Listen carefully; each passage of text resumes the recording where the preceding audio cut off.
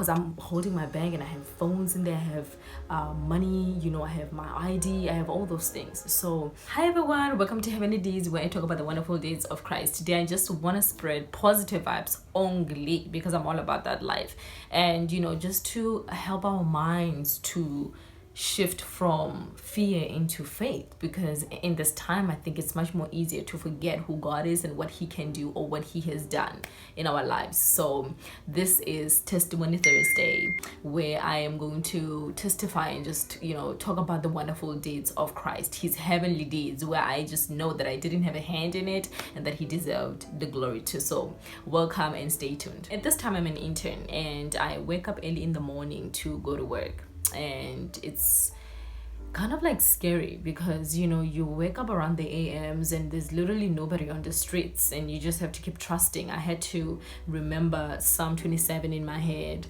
remember Psalm 23, Psalm 91, where I had to confess those things, those verses and scriptures, because I was so afraid. I was filled with fear. I never really enjoyed going to work because every time I woke up, I was just like, oh my gosh, it's just me against the world and crazy people and people living under the bridge, and nobody knows what could come out from that, So I remember just waking up one day to this crazy man on the streets, and he was like just waving something and moving from left to right on the streets, right? And I'm alone at this time, so I'm looking, I'm like, is it somebody that could help me if this man does something to me? Because you can't really negotiate with somebody who's crazy, right?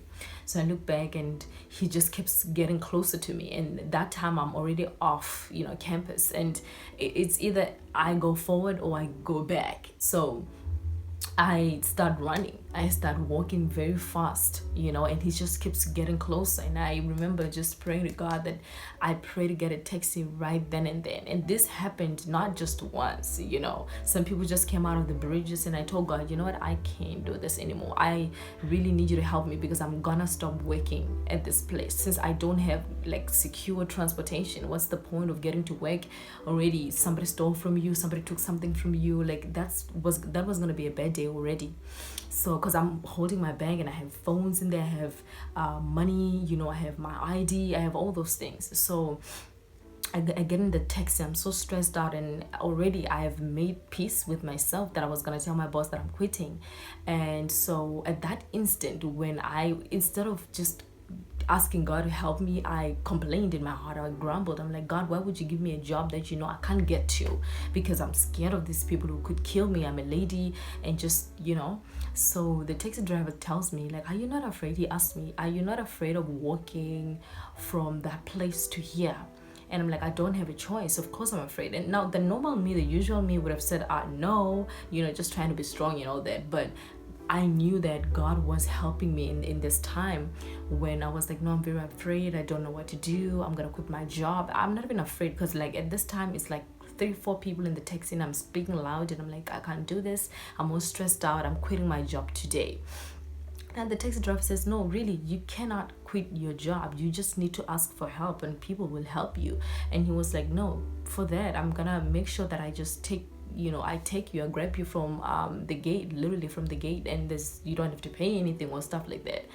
Listen, when I tell you that my heart, like I was so disappointed in myself that I quickly shifted from having faith into fear at that time. And he told me, no, I'm gonna help you. You don't have to worry about anything. Anyways, I come from that side, so I can go this side, so I can go that way. I'm like, you should have told me a long time ago, and I wouldn't have even stressed about this. But I'm just trying to say that at times we worry so much and we shift from having faith and just believing God, he will do this for me and do that for me. God will never give you anything in your life that will challenge you to an extent where you have to live it. Why would he give me a job? Why would he bless me in an interview that I completely failed and still gave me that job? And I was late for the interview, and I was wondering, why would God get me into this position to just take it back from me, because I didn't have any other choice. But just knowing, looking back, when I saw my friends benefiting from this and other people benefiting from me being picked up at the gate, I was like, listen, I didn't even take the glory, because I was like, I know God, did this, and they didn't even know. They were just benefiting from the fear that I had and the little prayer that I had and the favor of that man and the favor amongst any other things, the favor of God. So really, our obedience and our faith, other people on the other side, they benefit from you being obedient to God and just trusting Him. So that's all I really needed to do, to just trust Him in the process. And maybe that's you're in that place where you need to trust God more, and I'm encouraging you to trust Him either ways. This too shall pass, and that's something that I should have known, that God is with me. No terror of the night, no plague that destroys at midday, nothing, or the pestilence that stalks in the darkness could have destroyed me. God was with me. So yeah, I gotta go, and I love you. God loves you. See you next week, Wednesday and Thursday, and most probably Saturday. I love you so much.